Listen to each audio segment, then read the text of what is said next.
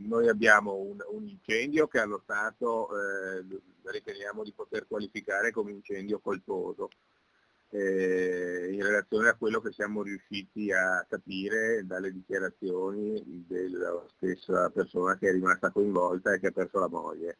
Procede dunque per incendio colposo la Procura di Treviso, che indaga sul rogo che martedì notte ha causato la morte a Castagnole di Paese, in via Feltrina, di Fiorella Sandre, 74 anni, e dell'amica Franca Fava, di 57, e l'intossicazione del marito di quest'ultima, Sergio Miglioranza, di 68 anni.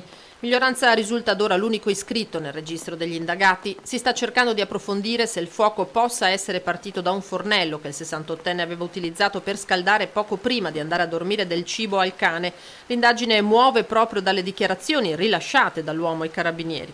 Dopodiché su questo svilupperemo l'attività di indagine, evidentemente acquisendo gli atti investigativi da parte dei vigili del fuoco, cercando di capire se ci sono dei sistemi di registrazione esterni all'abitazione che possono aver filmato qualcosa di interessante e utile per le indagini, e aspetteremo anche l'esito delle autopsie sui corpi che sono state comunque disposte.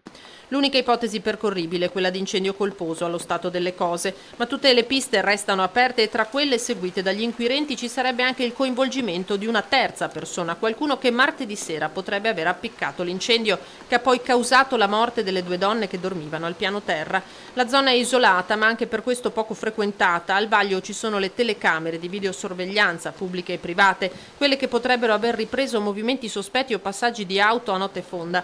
D'altro canto lascia pensare la circostanza riferita dalla cugina di Miglioranza, secondo cui non più tardi di 2 mesi fa anche il fratello del 68enne si era ritrovato con la casa bruciata. L'area è sotto sequestro, a incendio spento, non rimane che lo scheletro della casa completamente distrutta e le macerie di quello che nel tempo era stato accumulato in giardino.